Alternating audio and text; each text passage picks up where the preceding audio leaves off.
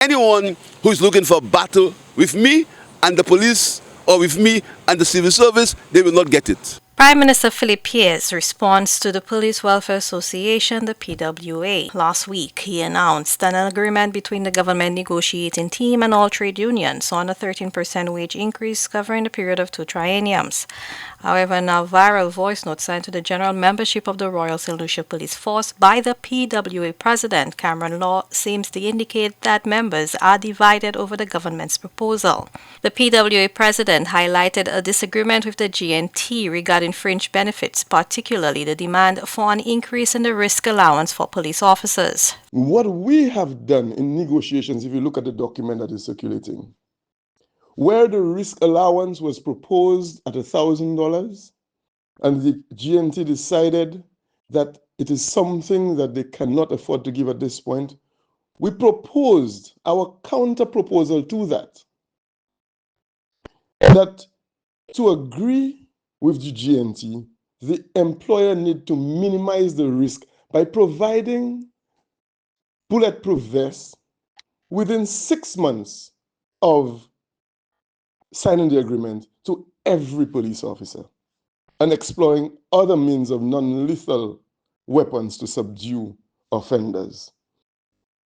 Because it is their responsibility and we understand the risk involved when we come to the job.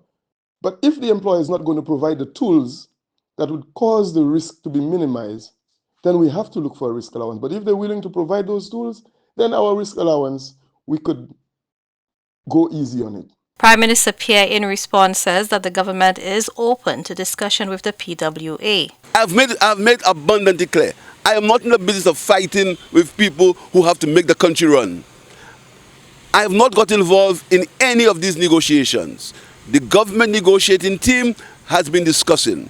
If there are issues, what has to happen is we have to sit around a table and discuss it. And I've urged the government negotiating team to sit around the table and discuss the issues as they relate to the police service. So anyone who's looking for a battle with me, they will not get it. That is, I can forewarn you. I will speak the truth all the time. I will say what's available, and I expect good sense to prevail. The PWA president has urged members to unite in seeking a better remuneration package from the government, emphasizing the government's responsibility as an employer to provide the necessary tools for the job. I ask you all to hold strong and steadfast. The police must hold strong and steadfast. The police must be respected.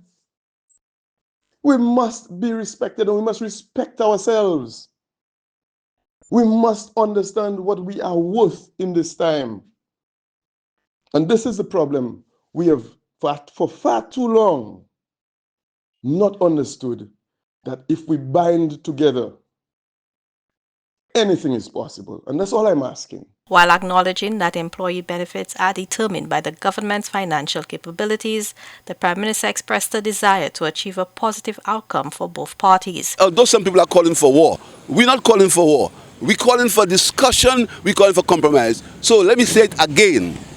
Anyone who believes they'll find themselves in a battle with this Prime Minister over the police or over nurses, over doctors, they will not get it.